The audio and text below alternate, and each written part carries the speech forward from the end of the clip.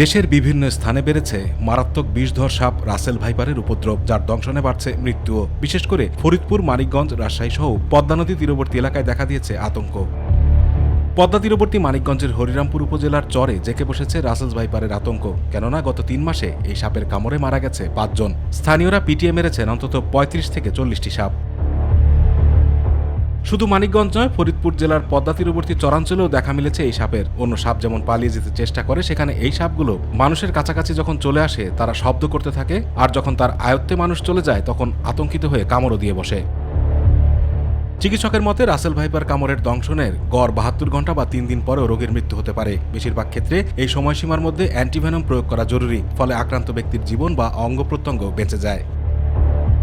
Russell viper সহ যে কোনো সাপ দংশন করলে শান্ত থেকে অতি দ্রুত চিকিৎসার ব্যবস্থা করতে হবে। ওঝার কাছে যাওয়া যাবে না। চিকিৎসকের পরামর্শে নির্দিষ্ট অ্যান্টিভেনম প্রয়োগ করতে হবে। শরীরের যে স্থানে সাপ কামড়েছে সেটি কম নড়াচড়া করতে হবে। ঘড়ি বা অলংকার পরে থাকলে তা খুলেও ফেলতে হবে। কাপড়ের গিঁট ঢিলা করতে হবে। সিনেমার মতো কোনোভাবেই কামড়ের স্থান থেকে চুষে বিষ বের করার চেষ্টা করা যাবে না। কামড়ের স্থান আরও কেটে বা সেখান থেকে রক্তক্ষরণ ঘটিয়ে বিষ বের করে আনার চেষ্টা করা যাবে না। বরফ, তাপ বা অন্য কোনো ধরনের রাসায়নিক ক্ষতস্থানে প্রয়োগ করা যাবে না। কামড়ের স্থান শক্ত করে বাঁধা যাবে না। এর ফলে বিষ ছড়ানো বন্ধ হবে না এবং আক্রান্ত ব্যক্তি পঙ্গুও হতে পারেন। এই নিয়মগুলো মানলেই সাপের দংশনে মৃত্যুর সংখ্যা